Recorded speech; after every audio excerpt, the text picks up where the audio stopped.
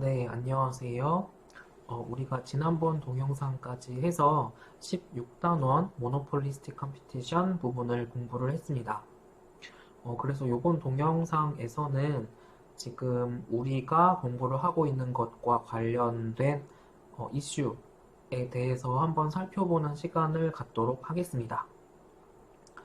그 16단원 내용이 많지가 않았는데 제가 그 말이 최대한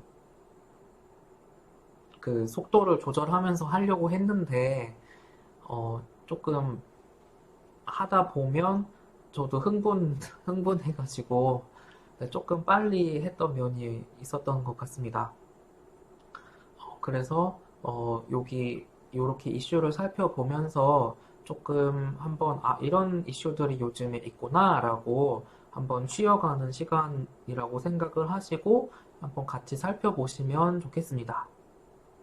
우선 첫 번째는 그 구글이 최근에 원래는 안 그랬었는데 인앱 결제라고 해서 구글의 어떤 자체 결제 시스템을 이용하도록 이제 바꾸겠다라는 그런 소식을 들으신 적이 있죠.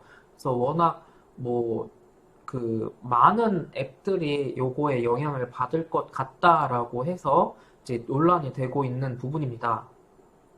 그래서 이게 이슈가 되는 부분이 처음에는 무료 정책을 썼습니다. 구글 플레이가. 그래서 시장 점유율을 확 늘린 다음에 이제 어 뭔가 조금 수수료를 높인다든지 아니면 구글한테 조금 더 유리한 쪽으로 뭔가 그 조절을 한다든지 하면서 이렇게 하고 있는 와중인데 그 인앱 결제도 그와 같은 어떤 시장 지배력을 조금 더 높이려는 모습에서 나온 것 같습니다.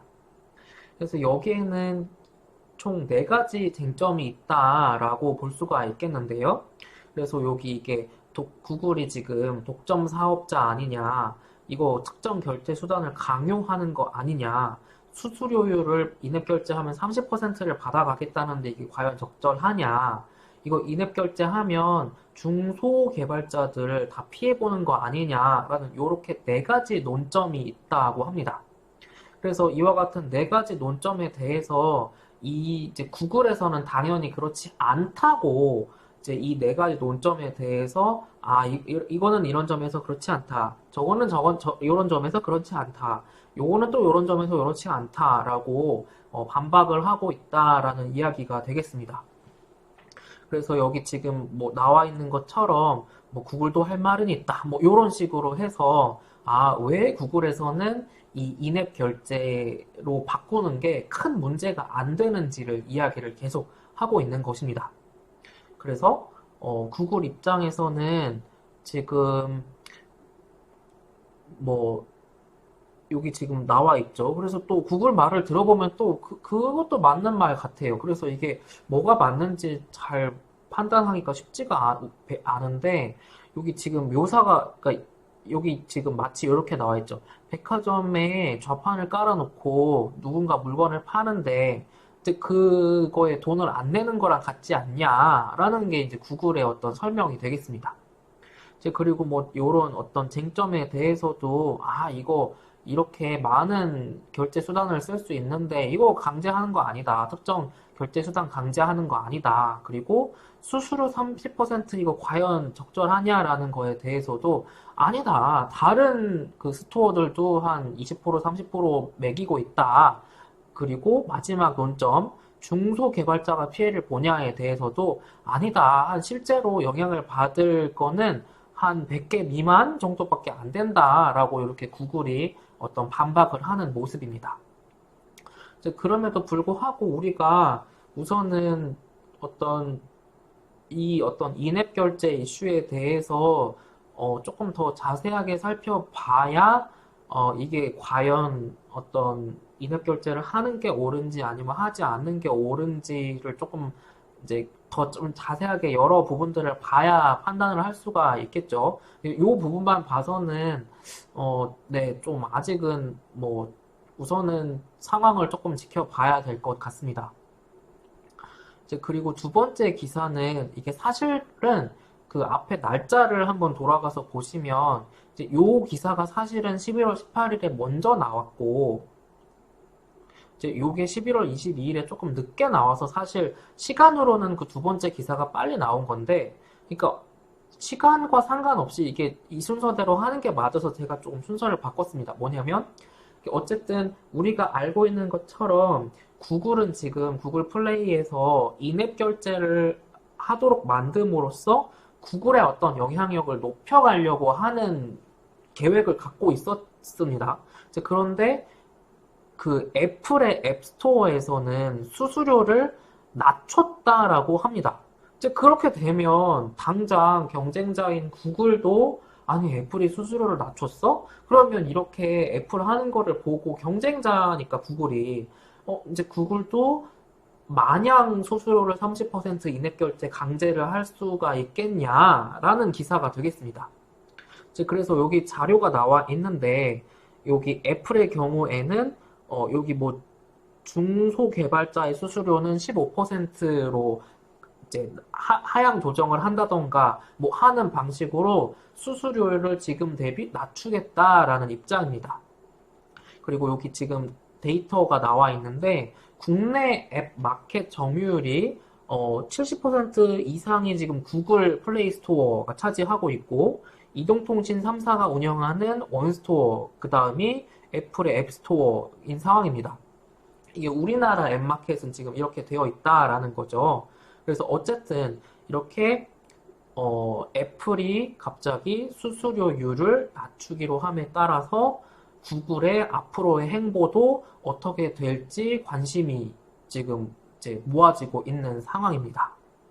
그래서 여기 지금 마지막 단락에 나와 있는 것처럼 애플의 지금 이와 같은 수수료를 낮추는 정책이 구글이 무시할 수만은 없을 것이다. 뭐 요런 내용이 되겠습니다.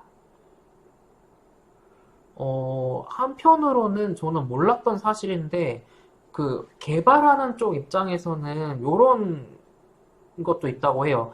구글의 플레이 스토어는 좀 개방되어 있죠. 반면에 애플의 앱 스토어는 폐쇄되어 있죠.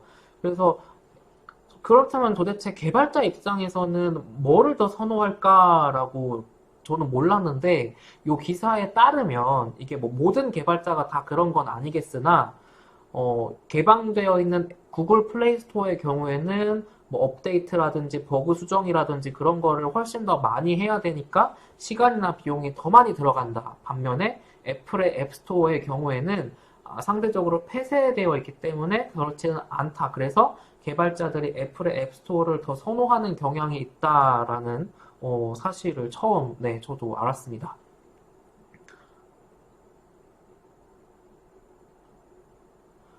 그리고 이제 여기 다음번 나와 있는 요 요거는 기사는 아니고 이제 그 신문 제일 뒷부분에 오피니언 아니면 칼럼이라고 해서 이제 이 신문사에 소속되어 있는 사람들이 쓰는 게 아니고 그 신문사 외부인이 어떤 본인의 의견을 이 신문사의 어떤 지면이라는 공간에 본인의 의견을 말을 하는 거죠. 그래서 우리가 앞에서도 우리가 이전에 또 한 오피니언이나 칼럼에 실렸던 것을 제가 한 번인가 두 번 말씀드렸던 적이 있는데 여기 지금 나와 있는 요 부분도 그 오피니언 부분에 실린 글이 되겠습니다.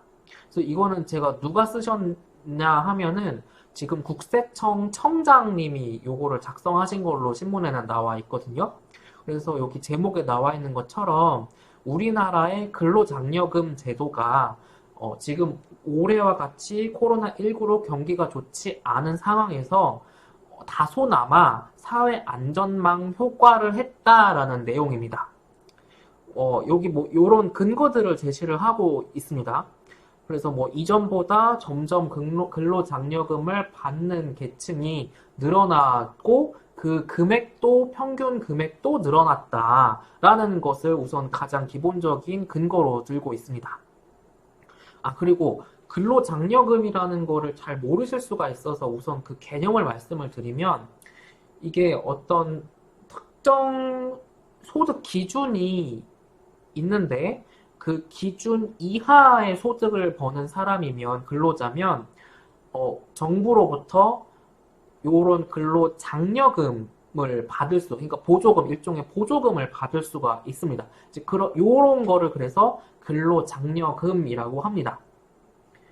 그래서 뭐 소득이 굉장히 많으신 분들은 당연히 요런 거를 이제 받는 거에서 예외가 되는데, 이제 소득이 상대적으로 적은 경우에는 이 근로장려금을 통해 받음으로써 그래도 뭔가 경제 생활을 하는데 도움을 받을 수가 있는 것이 되겠습니다.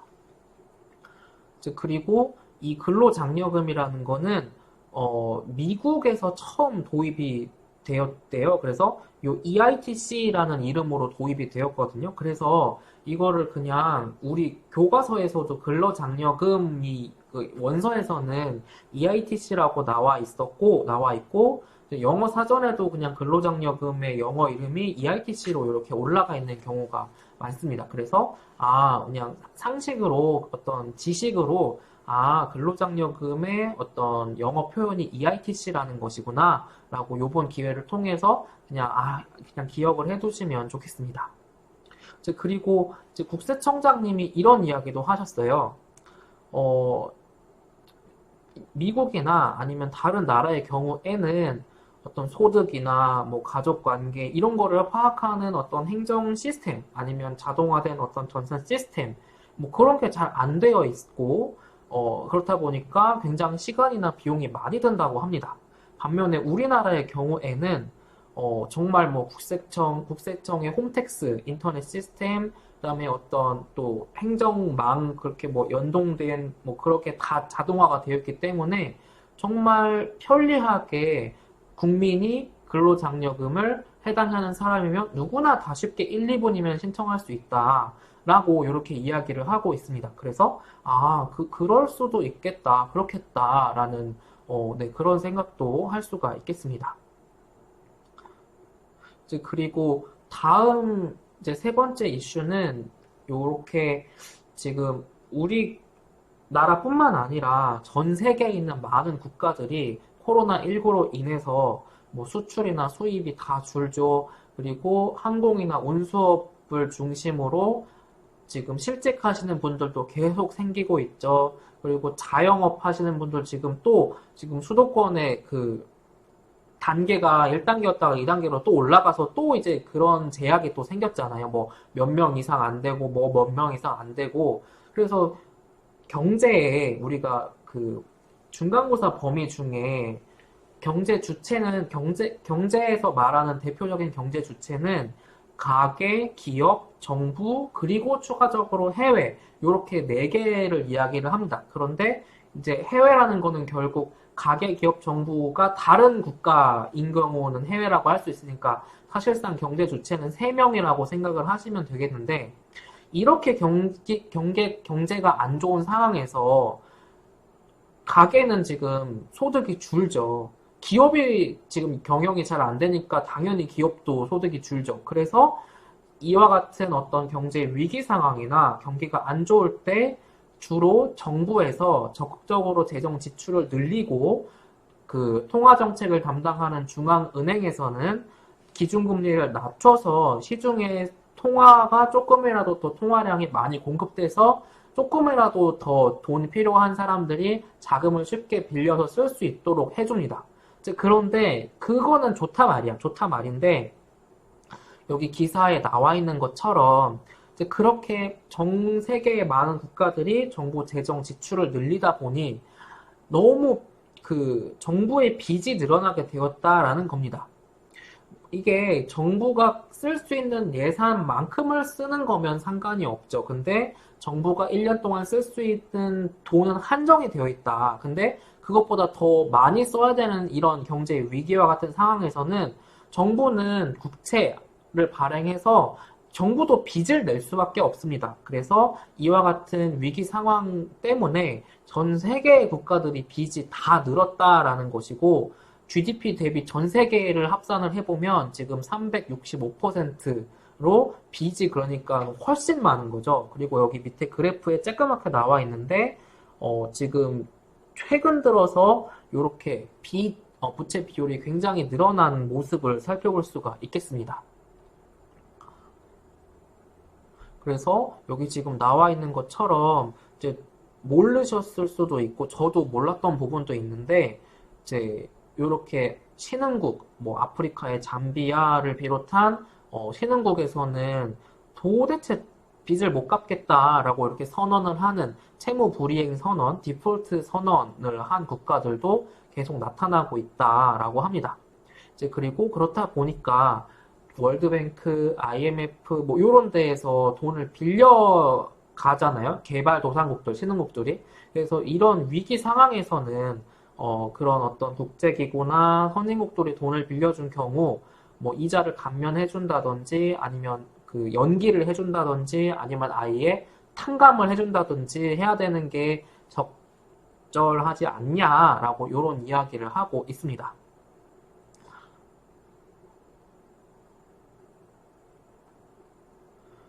그리고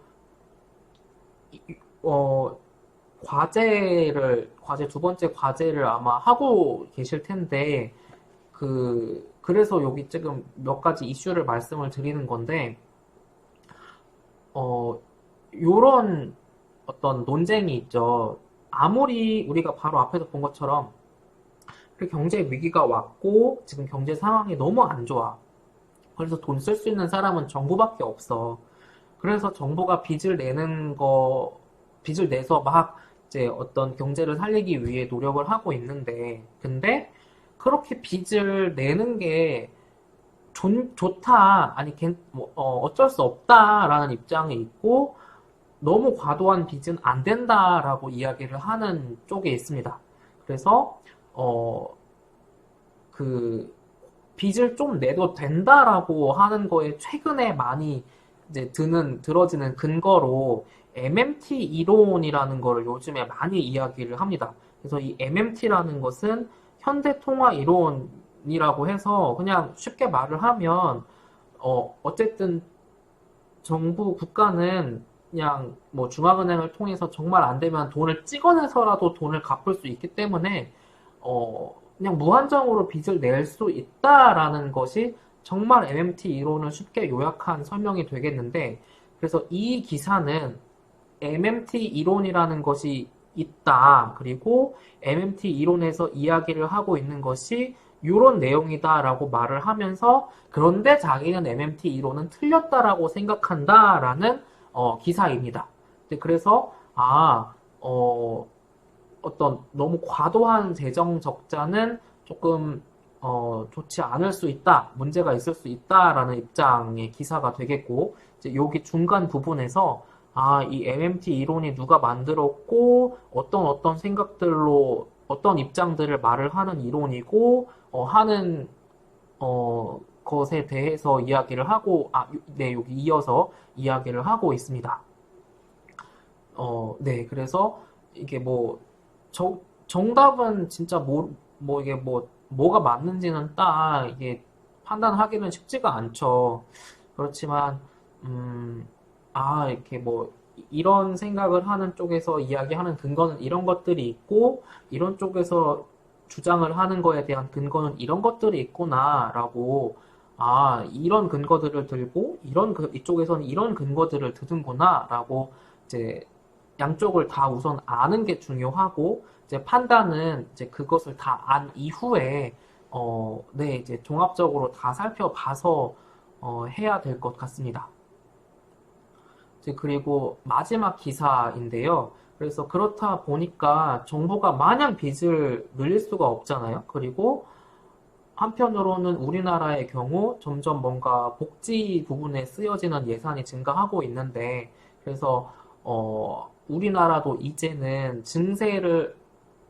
부가가치세를 기존에는 10% 받던 거에서 뭔가 이 세율을 늘리는 식으로 증세를 해야 되는 거 아니냐. 그러니까 국민들로부터 세금을 더 걷어야 되는 거 아니냐라는 이야기가 한편에서 나오고 있다라는 내용입니다.